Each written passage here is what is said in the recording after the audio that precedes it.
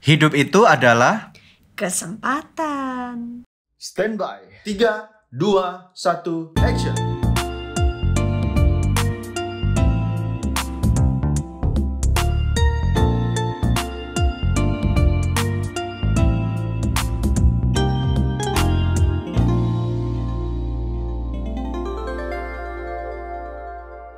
Ya, jumpa lagi bersama dengan kami dalam satu edisi yang very special dalam podcast Love Revolution bersama dengan saya, Daniel, dan istri saya, Debbie. Ya, pada topik kali ini kita akan belajar berbicara tentang bahwa hidup itu adalah kesempatan. Gimana nih maksudnya?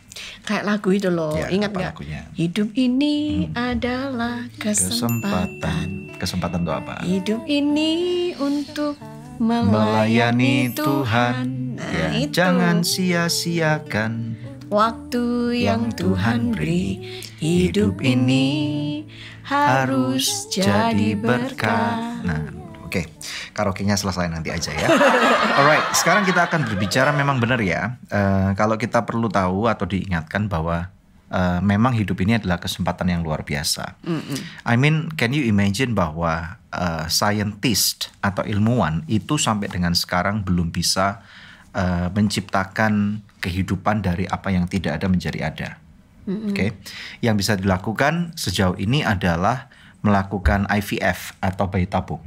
Oke, atau bahkan memberikan misalnya tanaman misalnya di apa itu ya? Kalau misalnya dari dua jenis yang berbeda kemudian disatukan ada bukan di stack, mungkin dalam dalam breeding yang baru. Misalnya binatang, misalnya ada ras-ras yang baru ya. Tetapi untuk menciptakan apa yang tidak ada menjadi ada, itu manusia sampai dengan sekarang nggak bisa. Nah, bahkan manusia ini kan hebat. Ada yang namanya diciptakanlah robot. Ya, robot ada yang bentuknya modelnya seperti cuman mesin atau mungkin yang dalam istilahnya droid gitu ya, yang humanoid. Tetapi manusia belum bisa menciptakan keluasan gitu loh. Dan itu pun harganya sudah sampai researchnya itu kalau saya pernah baca itu sampai ratusan juta dolar. Yang menyerupai manusia ya. Yes, dan bahkan belum istilahnya semulus manusia. Yang sekarang itu ada dalam misalnya kulitnya robot itu mungkin baru hampir menyerupai, tapi nggak lentur atau sekenyal kulitnya manusia gitu ya. Nah, tentunya di sini kita bisa mengerti bahwa memang benar bahwa hidup itu adalah kesempatan yang Tuhan berikan buat kita manusia yang ada di dunia ini, ya. Oke. Nah, sekarang pertanyaannya kesempatan untuk apa gitu kan ya. Karena kalau kita tidak merenungkan tentang hal ini, bisa-bisa hidup itu adalah kesempatan untuk berbuat jahat, misalnya gitu. Untuk nyinyirin orang ya kan. Kalau lihat ada orang yang jatuh, sekalian deh kita injek-injek rame-rame. Nah, itu kan jadinya jahat banget kalau seperti itu. Betul. Nah, kita hari ini mau membahas tentang hidup itu adalah kesempatan. Poin yang pertama, kesempatan untuk mengenal dan melayani Tuhan. Nah, ini maksudnya gimana, Dani? Nah, kita beruntung sekali bahwa kita ini dilahirkan di Indonesia. Di Indonesia tentunya mengenal ideologi dasar negara ini adalah Pancasila. Nah, sila pertama adalah ketuhanan yang Maha Esa. Jadi dari sini kita itu dilahirkan atau menjadi penduduk di Indonesia ini aja, kita udah dari kecil dibiasakan untuk tahu bahwa ada satu kuasa yang besar yang menciptakan manusia, menciptakan bumi dan langit, menciptakan semua kehidupan ini. Namanya Tuhan, satu Tuhan ya. Nah, dari sini kita mengerti bahwa maka dari itu kita perlu sekali kenal Tuhan ini. Nah, kalau kita dalam konteksnya orang Kristen, tentunya kita kenal Tuhan dalam nama Tuhan Yesus Kristus. Nah, kita perlu kenal pencipta ini. Karena pada waktu kita mulai mengenal pencipta kita, maka kita akan mulai tahu, tanya kepada yang menciptakan itu, Tuhan, kenapa Engkau menciptakan aku? Kenapa aku ada? Ya, dan bahkan tentunya kita tahu tidak semua orang-orang itu dilahirkan dengan kondisi yang bagi kita ini adalah sempurna atau normal. Ya, misalnya tiba-tiba ada yang punya cacat lahir, jantungnya bocor, atau mungkin ada yang kemudian kena sindrom-sindrom tertentu, ya. Ada yang kena misalnya anak-anak atau orang-orang yang kena autistik misalnya, atau misalnya Down syndrome, ya, atau misalnya bahkan ada yang misalnya mereka difabel, ya, tidak punya kaki, tidak punya tangan, atau tidak punya beberapa organ-organ tubuh yang lain dibandingkan dengan kebanyakan orang-orang yang kita anggap normal. Itu pun Yes. Tuhan masih punya rencana Betul. dalam hidup mereka Betul. yang perlu mereka genapi gitu ya. Betul, dan hebatnya kalau kita melihat ada orang-orang yang justru difabel atau mereka yang dianggap misalnya tidak sama dengan orang-orang normal, ternyata kalau mereka mulai bisa menerima kondisi kehidupan mereka, kenapa Tuhan mengizinkan hal itu ada, ternyata secara yang luar biasa itu adalah mereka mulai sadar bahwa ternyata dalam kehidupan mereka punya talenta-talenta khusus, Iya. ya, yang tersembunyi, Iya. yang bahkan kemudian istilahnya membuat mereka ini bisa serupa atau istilahnya sederajat dengan orang-orang manusia lainnya atau Iya. bahkan lebih spesial, lebih tinggi. Makanya Betul. disebut mereka adalah orang-orang yang mempunyai kebutuhan khusus atau spesial. Iya. Ya. Karena Tuhan itu adil ya. Betul. Jadi pada saat mereka dilahirkan dengan kekurangan, pada saat yang bersamaan mereka diberikan talenta-talenta yang melebihi dari Ya. manusia-manusia normal lainnya. Itu Ya. kalau saya pernah baca artikel gitu, katanya orang-orang yang tunanetra yang tidak bisa melihat itu pendengarannya jauh lebih tajam daripada Pasti. kita, karena Ya. kita mengandalkan mata kita untuk melihat arah jalan yang kita tempuh gitu kan, supaya nggak kejedot meja gitu kan. Ya. Tapi kalau mereka benar-benar harus mengandalkan pendengaran mereka Yes, yang atau harus yes. meraba Betul gitu. sekali. Jadi menjadi lebih sensitif indera-indera yang lain Betul, itu dibandingkan dengan orang-orang yang kebanyakan. Iya, dan memang tentunya ini adalah kedaulatan Tuhan ya. Saya tahu ngomong seperti ini tentunya lebih gampang daripada orang-orang yang ngalami.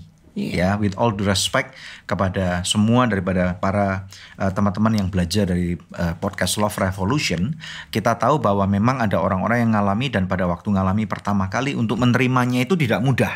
Bahkan mereka memberontak, mereka sampai marah kepada Tuhan, kenapa hal ini terjadi kepada mereka. Tuhan, kau nggak adil gitu misalnya ya. Kenapa ini terjadi sama diriku, sama anakku, sama istriku, sama orang tuaku dan yang lain-lain.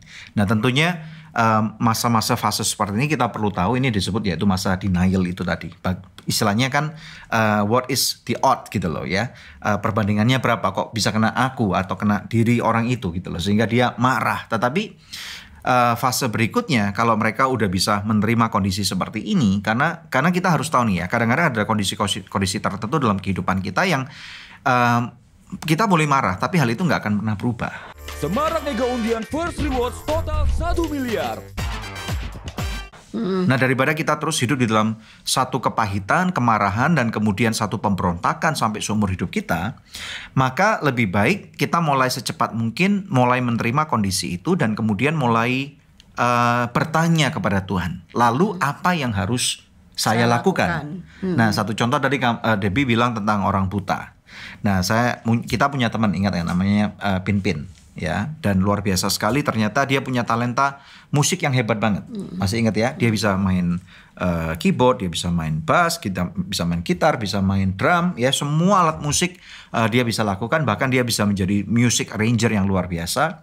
Dia aktif di sosial media, ya, dan bahkan kalau misalnya saya tahu nggak, maksudnya Pinpin ini nggak pernah absen untuk memberikan greeting selamat ulang tahun pada diriku.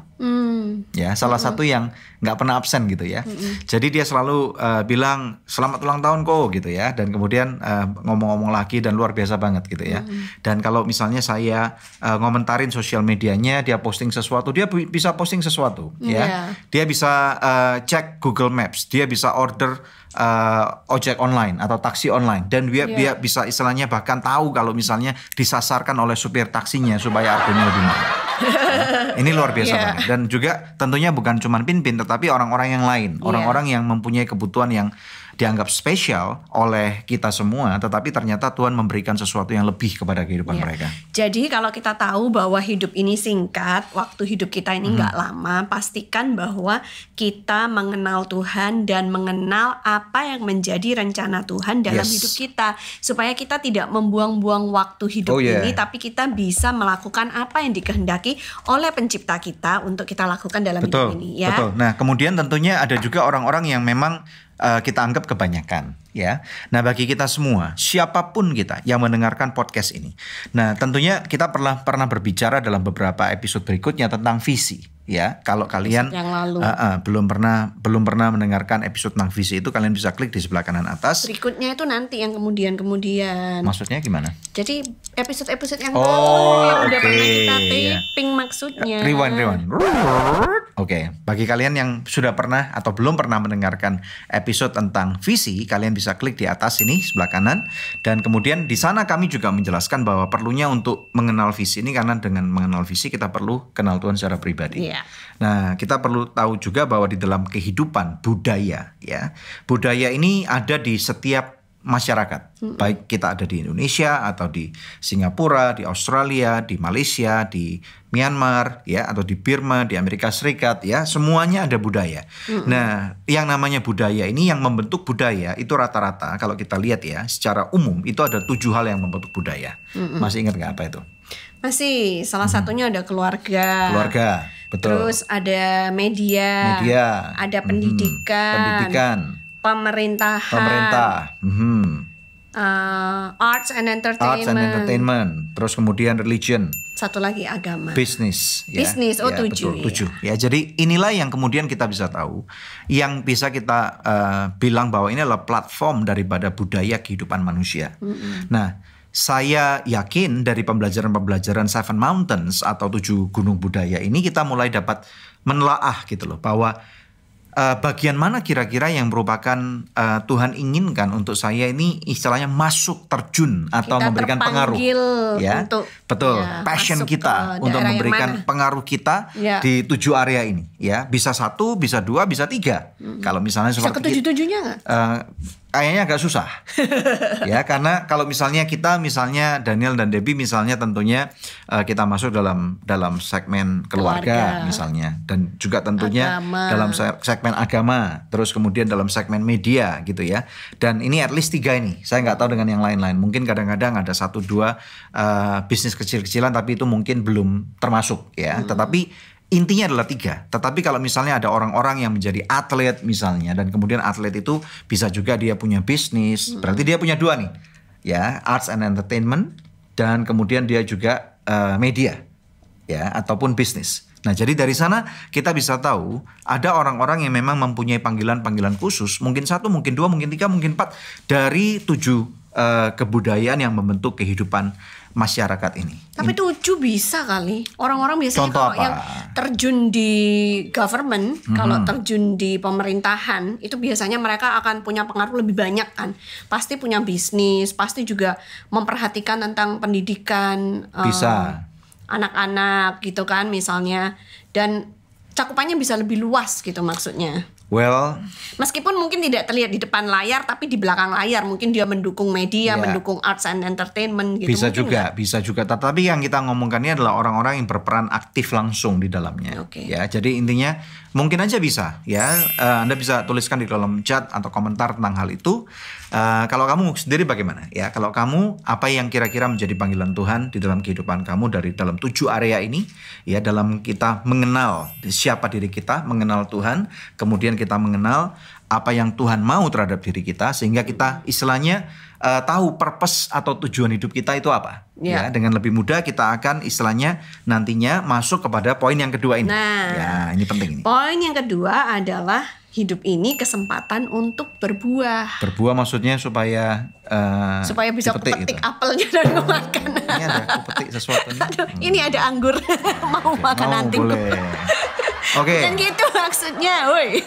Oke, silakan terangkan. Ya, jadi maksudnya itu gini, berbuah itu artinya kita harus bisa memberikan buah-buah yang baik dalam hidup kita, dalam bentuk bisa perbuatan yang baik, Ya. ya kan? Juga karakter kita, kalau kita mempunyai karakter yang baik itu orang bisa menikmatinya gitu loh. Kalau orang bersalah, apakah kita rela untuk memaafkan atau kita maki-maki dulu dengan kata-kata yang kasar gitu kan ya. Nah, tapi juga bermanfaat. Jadi mempunyai hidup yang bermanfaat buat Ya. banyak orang, buat masyarakat gitu. Ya, nah, kalau menurut saya nih ya, kalau menurut diriku nih ya, berbuah itu adalah suatu mandat. Nah, mandat itu artinya kan, ini kalau dulu kita belajar nih ya, kalau Ketua MPR Indonesia memberikan mandat kepada Presiden gitu kan, memberikan perintah gitu, otoritas. PMP ini. Ya, Sekarang udah ganti Apa tuh? PPKN. Bukan PPKM. PPKM itu lain lagi, itu PSBB yang diperpanjang. Oh, oke, yang berjilid-jilid. Jadi PPKN. Tapi bukan PSBB, ada lagi tuh dulu mata PSBB. pelajaran PSBB. Oke, pernah nggak Bingung kalau lu? pernah ikut pelajaran PSBB berarti masa kecilmu bahagia. Alright, itu PSBB itu aku paling seneng loh. PSBB. PSBB ya. Yang masih Pendidikan Sejarah Perjuangan Perjuangan Bangsa. Itu kalau ulangan 100 terus nilaiku. Serius? Oh, serius. Wih, pinter ya. Oh. Ya, jadi bagi diriku kalau mandat itu artinya mau nggak mau harus dilakukan. Tentunya Tuhan pencipta kita ini memerintahkan kita untuk berbuah. Bagaimana diri kita bisa bermanfaat bagi orang lain. Nah, tentunya istilahnya nyambung dengan dari poin 1 dan poin 2 tadi. Kalau kita misalnya sudah menemukan kira-kira panggilan kita, apa yang Tuhan mau untuk kita lakukan di dalam diri kita, ya maka kita harus bertekun di dalamnya.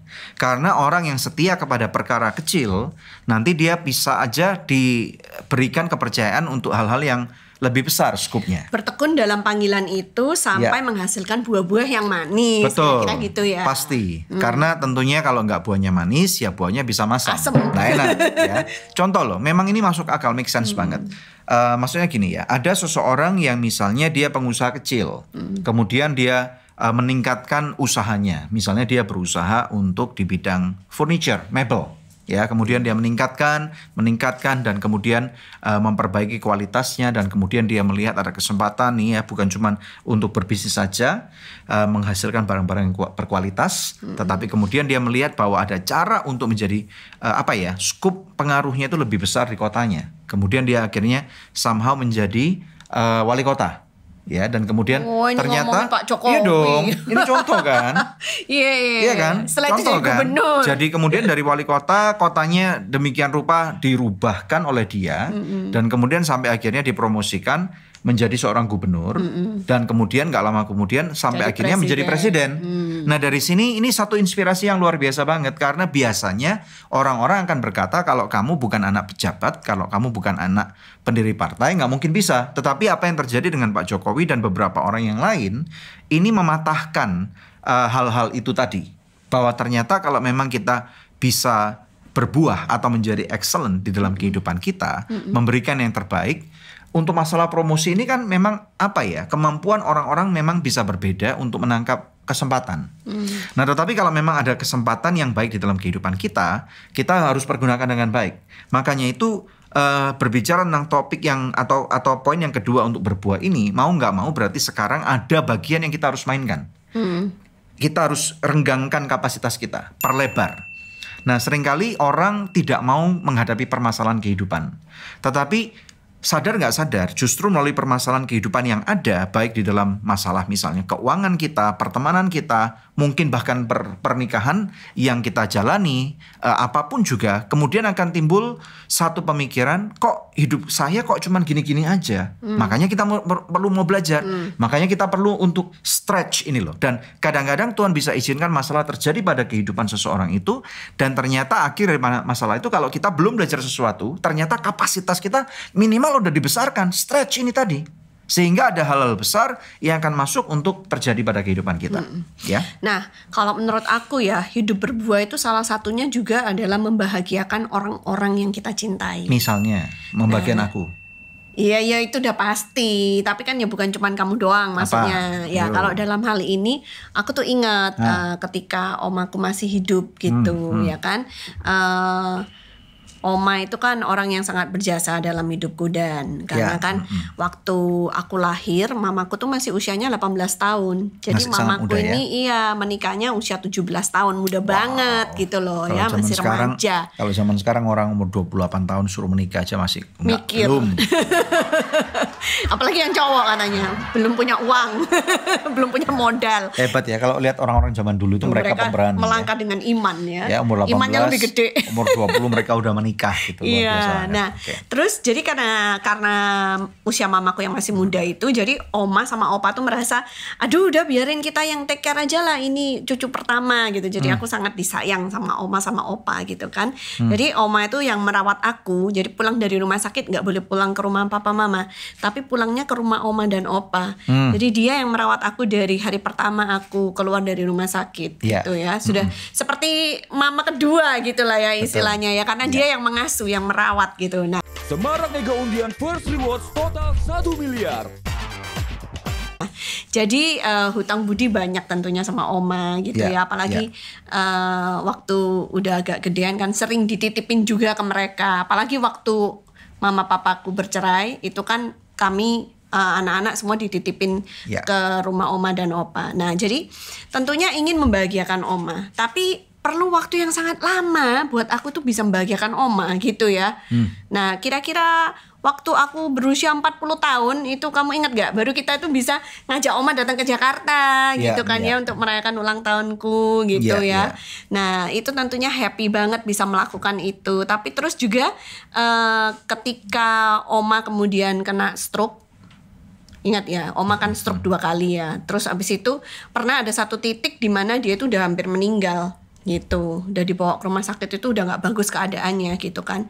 Napasnya udah tersengal-sengal gitu. Nah, tapi somehow waktu kita berdoa dan kita dapat mujizat, oma balik hidup gitu kan. Waktu berdoa tuh aku bilang sama Tuhan, Tuhan kasih kesempatan perpanjangan waktu supaya kami ini masih bisa untuk membahagiakan Iya. oma. Nah, di putaran itulah, putaran tambahan itu akhirnya maksudnya kita berinisiatif itu ya, untuk aku bisa ngajak mama dan oma dan adikku pergi liburan berapa hari gitu ya. Iya, iya. Dari Surabaya pergi ke Kota Malang gitu, nggak bisa terlalu jauh karena oma sudah harus pakai Kursi roda. kursi roda. Bukan Nah, sepatu roda ya. wah keren dong kalau om aku bisa sepatu roda. rodaan. Umurnya 85 waktu itu ya kan. Nah, tapi maksudnya itu di hari-hari terakhir dari hidup oma kita masih sempat gitu ya untuk membuat liburan keluarga kecil-kecilan, dan itu menjadi memori yang sangat berharga yang Betul. sampai sekarang oma sudah meninggal 2 tahun lebih ya kan, aku tuh masih sangat treasure it in my memory gitu. Kayak tiap kali kalau mengingat oma itu aku akan ingat liburan terakhir itu di mana That's good. bisa bercanda sama oma, gantian kalau dulu oma suapin aku suapin oma gitu kan. Yeah. Aku yang mandiin oma gitu. Nah, itu menjadi memori yang begitu indah. Nah, jadi hidup itu adalah kesempatan, jangan dibuang-buang waktu yang ada. Kalau memang ada anggota keluarga kita yang usianya sudah semakin bertambah, sudah semakin tua, waktu itu tidak berpihak kepada kita. Kalau kita melalaikan, ya waktu itu hanya akan menguap begitu saja, hilang kesempatannya untuk bisa membahagiakan orang-orang yang kita cintai, apalagi orang-orang Ya. yang sudah tua umurnya. Betul. Jadi hidup berbuah itu enggak konteksnya cuman bicara tentang hal-hal yang spektakuler, luar biasa. Mungkin ada sesuatu yang kelihatannya sepele, kelihatan sederhana, mungkin di dalam kondisi domestik kita, rumah tangga kita.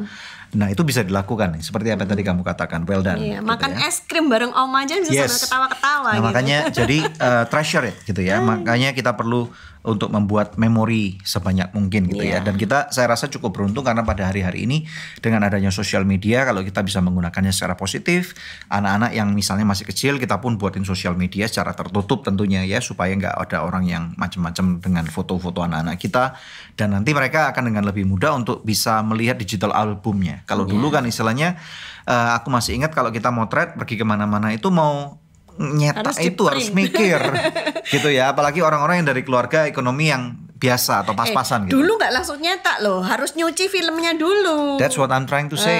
Nyuci filmnya bayar, Imagine nanti kalau nyetak orang bayar yang lagi. nggak mikir kalau nyetak misalnya, mungkin uangnya jauh lebih banyak dari kebanyakan orang. Misalnya satu negatif film itu, misalnya yang isi 21 atau 24 atau 36 itu, misalnya ada papa mama kan pasti jadi satu, anaknya 3, ya nyetaknya 4 berarti. Supaya bisa punya album satu-satu. Oh ya nggak mungkin lah kayak gitu. Well, it could be. I mean like, tetapi dengan kebanyakan orang seperti keluargaku aja, yang dulu papaku adalah seorang fotografer, kalau nyetak nggak semua dipilih-pilih, gitu loh, ya kan?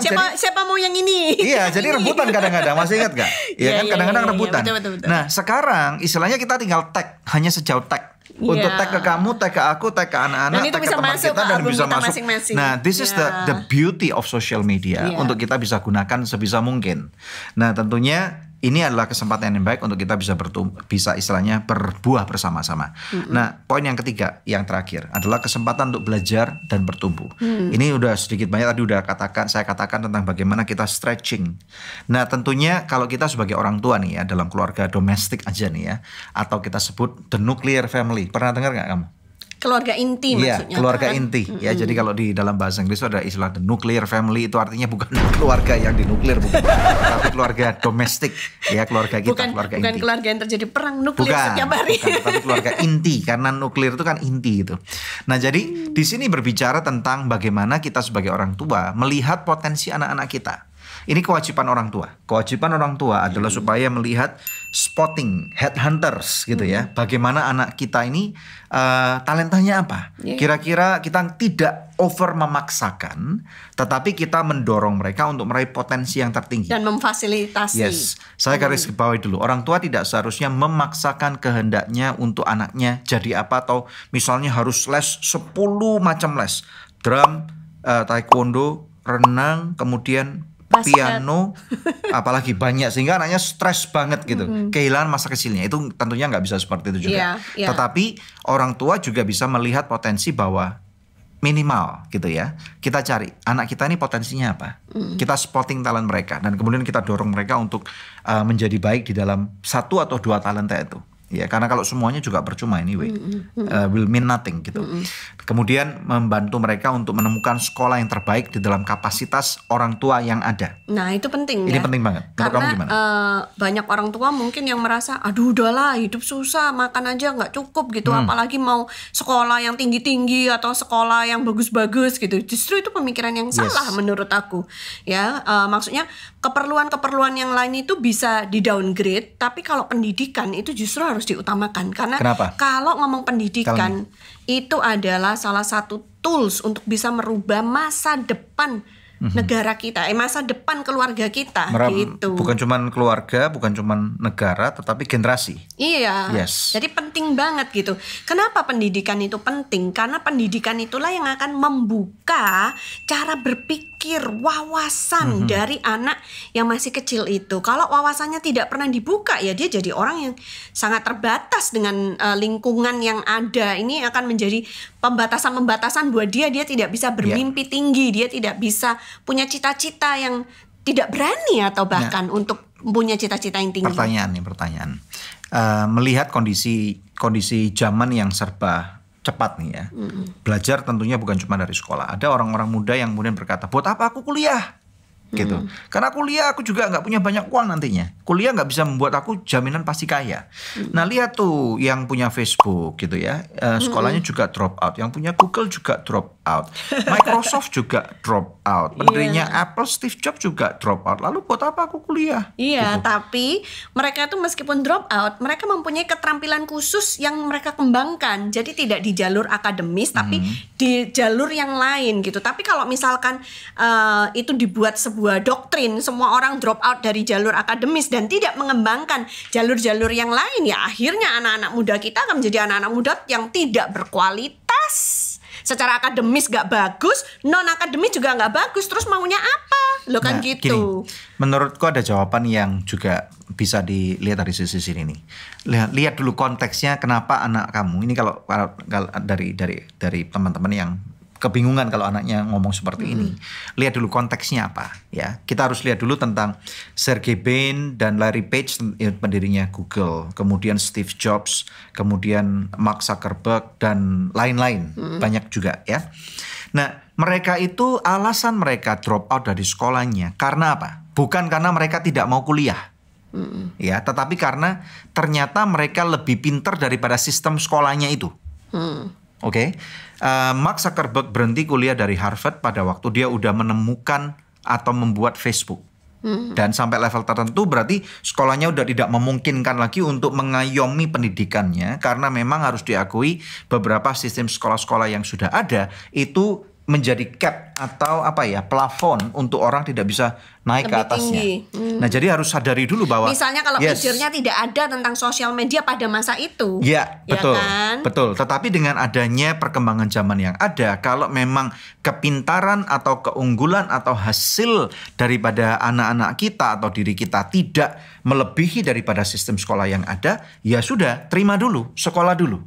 Nah, tetapi ada orang-orang yang menggunakan kata-kata ini, orang tuh lihat orang-orang yang kaya, mereka juga nggak sekolah. Nah, karena alasannya mereka malas. Itu beda banget Nah, loh. kalau kamu malas, maka kamu nggak akan punya masa depan yang baik. Ya, jelas ya. Jadi ada konteks-konteks yang perlu yang berbeda nih. Tetapi kalau memang kamu hanya cuman bekerja gitu ya, dan yang lain-lain hanya mau mencoba, ya agak susah untuk kita ngomong. Mungkin bisa dicoba 1 tahun berhenti kuliah maksimal, dan tetapi dalam waktu berhenti kuliah ini adalah untuk melihat apa yang kamu mau di dalam kehidupan gitu ya, dan kemudian nanti 1 tahun kemudian baru untuk mendaftar kuliah. Karena untuk mulai kuliah misalnya contoh ada orang-orang yang kita kirim untuk kuliah pada waktu dia berumur 24 tahun dan itu nggak terlambat. Ada orang-orang yang kita kirim kuliah pada waktu berumur 26 tahun dan itu tidak terlambat. Tetapi intinya adalah jangan sampai kamu tidak mau kuliah atau anak-anak kamu tidak mau kuliah karena dia malas, karena dia cuma mau bangun siang, mau main game, mau lihat apapun yang dia mau sampai jauh malam untuk ke entertainment terus, ke night club terus. Ya, maka jangan. Itu you will be a membuang loser. kesempatan. Kamu akan menjadi orang yang nggak punya masa depan and you will be sunk. Gimana? Iya, aku setuju. Karena Alright. dengan kuliah itu cara berpikir kita dibentuk. That's right. Lalu cara kita berinteraksi dengan teman-teman kita, membangun koneksi yang mana itu tidak bisa dilakukan kalau kita tidak berada di Betul. sebuah universitas. Betul. Ya. Kan? Oleh karena itu, yuk jangan menyerah. Sekali lagi, hidup inilah kesempatan. Kita berharap dari episode ini akan juga menjadi berkat buat kalian. Love Revolution. Karena cinta perlu perjuangan dan tindakan nyata. Kalau kamu merasa bahwa episode ini menjadi berkat buat kamu, kasih kami komentar ya, karena dari komentar-komentar ini akan memberikan dorongan yang luar biasa buat kami. Dan juga jangan sungkan untuk share ulang kepada sosial media kalian supaya lebih banyak orang dapat belajar dari podcast ini ya. Atau kalau ada pertanyaan, tinggalkan Yes. aja pertanyaannya di kolom That's chat. right. Nanti akan ada episode-episode yang mana kami khususkan untuk menjawab pertanyaan pemirsa. Alright, so we'll see you next episode. Ciao.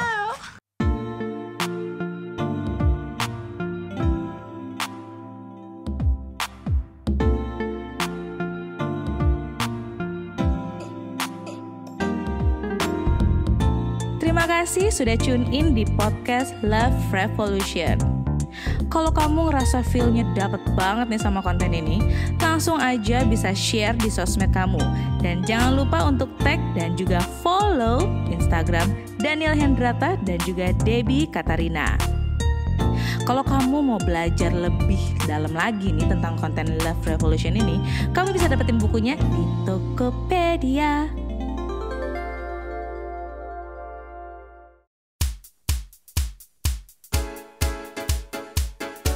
Pertanyaan yang pertama, Dan. Yes, silakan. Ayah saya terikat perzinahan dan membuat saya terjebak dalam masalah terus-menerus. Apa yang harus saya lakukan? Kalau menurut kacamata aku, nomor Ya. 1 mungkin yang bisa dilakukan berusaha kontak selingkuhannya ayah kamu dan labrak dia misalnya gitu. Saya baru menikah bulan November tahun lalu, tapi sampai sekarang saya dan suami belum pernah berhubungan intim. Kita sangat berharap suaminya ibu ini atau suaminya wanita ini adalah seorang laki-laki yang normal. Aku akan berikan apa yang kamu mau, sayang. Bukan, maksudnya ibu itu bertanyanya gimana? Kenapa kamu belum meniduri aku? Kamu gay ya?